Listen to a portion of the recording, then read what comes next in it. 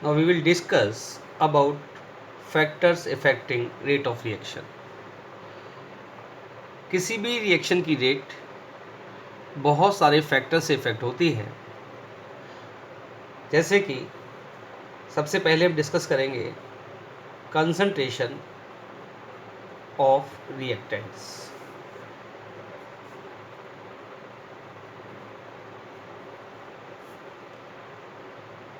किसी भी रिएक्शन में अगर हम रिएक्टेंट की कंसंट्रेशन इंक्रीज करते हैं तो इसका मतलब है हमने रिएक्टेंट के मॉलिक्यूल्स का नंबर बढ़ा दिया है।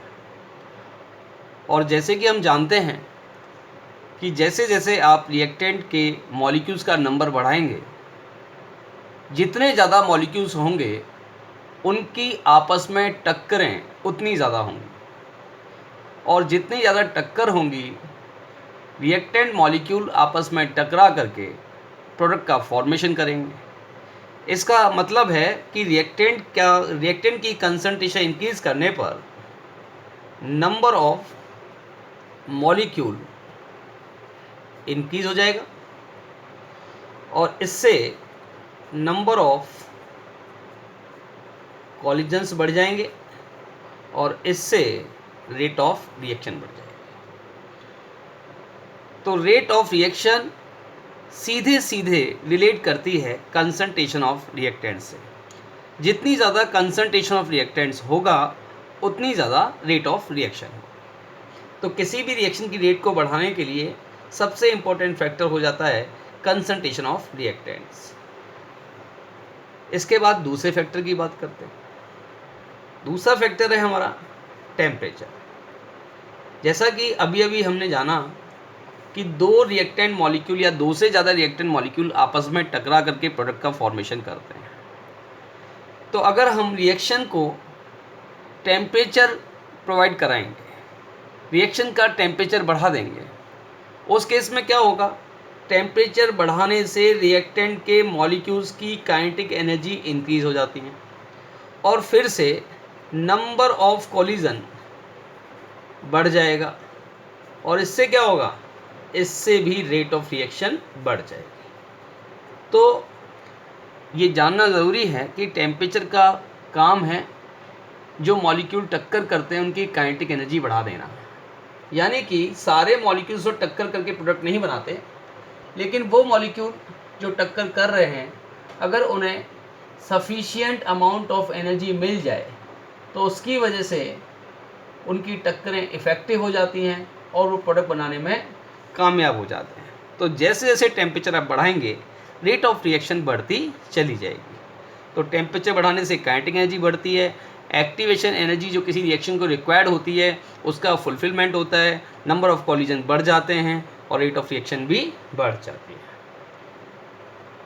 थर्ड फैक्टर, बच्चों हम लोग कैटलिस्ट के बारे में पहले भी पढ़ के आए हैं।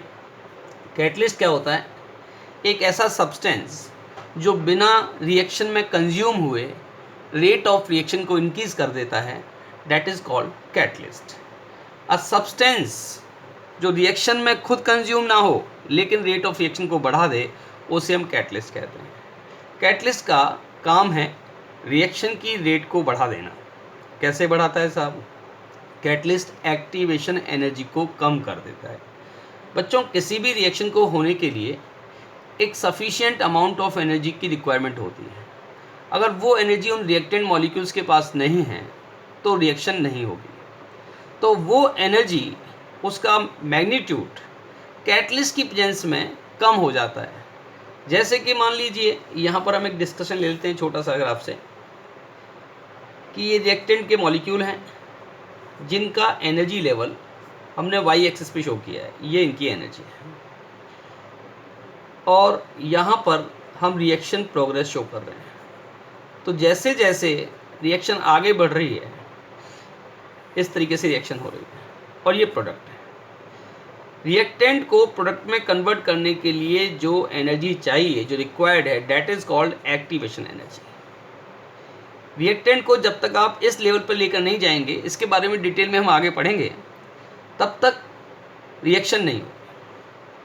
लेकिन कैटलिस्ट की प्रेजेंस में एक ऑल्टरनेटिव पाथ मिलता है जिसकी वजह से रिएक्शन दूसरे पाथ से होके भी जा सकती है और यहाँ पर एक्टिवेशन एनर्जी डिक्रीज हो गई। इसका मतलब है अब कम एनर्जी चाहिए रिएक्टेंट को प्रोडक्ट में कन्वर्ट होने के लिए, इसलिए रेट ऑफ रिएक्शन बढ़ जाती है। तो कैटलिस्ट का काम है रेट ऑफ रिएक्शन को बढ़ा देना, एक्टिवेशन एनर्जी को कम कर देना, फ्रैक्शन ऑफ एक्टिवेटेड मॉलिक्यूल बढ़ा देना। तो कैटलिस्ट भी रेट ऑफ रिएक्शन को इफेक्ट करता है। हमारा फोर्थ फैक्टर है नेचर ऑफ रिएक्शन या नेचर ऑफ रिएक्टेंट। जैसा कि हमने जाना कि अगर किसी भी रिएक्शन में रिएक्टेंट मॉलिक्यूल कोलिजन करते हैं तो प्रोडक्ट बनता है। रिएक्शन में पुराने बॉन्ड ब्रेक होते हैं और नए बॉन्ड फॉर्म होते हैं। तो ए बी और सी डी के अगर हम रिएक्शन करवा रहे हैं तो ये पॉसिबल है कि ए और बी के बीच का बॉन्ड टूटे, सी और डी के बीच का बॉन्ड टूटे और नया बॉन्ड फॉर्म हो जो कि ए सी प्लस बी डी के बीच में हो सकता है। अब ये बॉन्ड जितना स्ट्रॉन्ग होगा, इस बॉन्ड को तोड़ने में उतनी ज़्यादा एनर्जी लगेगी और रिएक्शन उतनी स्लो होगी। हर रिएक्टेंट की अपनी अपनी बॉन्ड स्ट्रेंथ होती है। डिफरेंट टाइप के रिएक्टेंट्स हैं, उनकी अपनी अपनी बॉन्ड स्ट्रेंथ है। तो उस केस में जितनी ज़्यादा बॉन्ड स्ट्रेंथ होगी, रिएक्शन को होने के लिए उतनी ज़्यादा एनर्जी रिक्वायर्ड होगी और रिएक्शन उतनी स्लो होगी। तो ये बहुत ही इम्पोर्टेंट बात है कि अलग अलग रिएक्शन के लिए अलग अलग कंडीशंस मानी जाएंगी, क्योंकि हर रिएक्शन हर कंडीशन में नहीं हो सकती, क्योंकि रिएक्टेंट के बीच की बॉन्ड स्ट्रेंथ डिफरेंट है। और अगर हम नेक्स्ट फैक्टर पे जाएं, that is surface of reactant molecules या surface area of reactant molecule. किसी भी बड़े पार्टिकल पर सरफेस एरिया कम अवेलेबल होता है, लेकिन इसी पार्टिकल को अगर बहुत सारे छोटे छोटे पार्टिकल्स में डिवाइड कर दिया जाए तो जो इंटरनल एरिया था वो भी एक्सपोज हो गया और इसकी वजह से सरफेस एरिया बढ़ गया। यानी कि दूसरे रिएक्टेंट मॉलिक्यूल्स को कोलिजन करने के लिए ज़्यादा सरफेस एरिया मिल गया और जितना ज़्यादा सरफेस एरिया होगा रिएक्शन उतनी फास्ट होती चली जाएगी। ऐसा भी हम जानते हैं कि अगर हम कोई सॉलिड पीस लें या और दूसरी कंडीशन में उस सॉलिड पीस को छोटे छोटे टुकड़ों में तोड़ दें, तो हम जानते हैं जहाँ हमने छोटे छोटे पीस बनाए हैं वहाँ पर रिएक्शन फास्ट हो जाती है। तो उसका रीज़न ये होता है कि जो एरिया बढ़ जाने की वजह से, सरफेस एरिया इंक्रीज़ होने की वजह से रिएक्शन की रेट बढ़ जाएगी और प्रोडक्ट ज़्यादा मिलेंगे। तो सरफेस एरिया ऑफ रिएक्टेंट भी इम्पोर्टेंट फैक्टर है। और last but not least, that is light. कुछ रिएक्शंस ऐसी होती हैं जो बिना सनलाइट के नहीं हो सकती, जिन्हें लाइट की रिक्वायरमेंट होती है, जैसे कि फोटोसिंथेसिस। हम पढ़ के आए फोटोसिंथेसिस के बारे में, और फोटोसिंथेसिस में जितनी ज़्यादा लाइट मिलेगी रिएक्शन उतनी अच्छी होगी। ऐसे ही H2 गैस और Cl2 गैस दोनों का मिलकर के HCl का फॉर्मेशन। इस रिएक्शन में भी लाइट चाहिए, क्वांटा चाहिए, फोटोन चाहिए।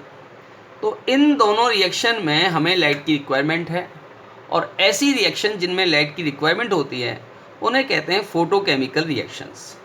तो जो फोटोकेमिकल रिएक्शंस हैं जिनमें बिना लाइट की रिएक्शन नहीं होती, उनमें हम लाइट की इंटेंसिटी, लाइट की फ्रिक्वेंसी, सूटेबल फ्रिक्वेंसी देंगे तो रेट ऑफ रिएक्शन फास्ट होती चली जाती है। इसका मतलब है रेट ऑफ कुछ रिएक्शंस को लाइट की प्रेजेंस भी इफ़ेक्ट करती है। तो हम लोगों ने जाना कि रेट ऑफ रिएक्शन को इफ़ेक्ट करने वाले फैक्टर कौन कौन से हैं। Concentration of reactants, temperature, catalyst, nature of reactant, surface area of reactant and light. एक छोटा क्वेश्चन बोर्ड में पूछ लिया जाता है, या फिर आपसे ऑब्जेक्टिव क्वेश्चन भी पूछा जा सकता है कि which of the following factor does not effect the rate of reaction. इस टाइप से हमें याद रखना चाहिए कि कौन कौन से फैक्टर रेट ऑफ रिएक्शन को इफ़ेक्ट करते हैं।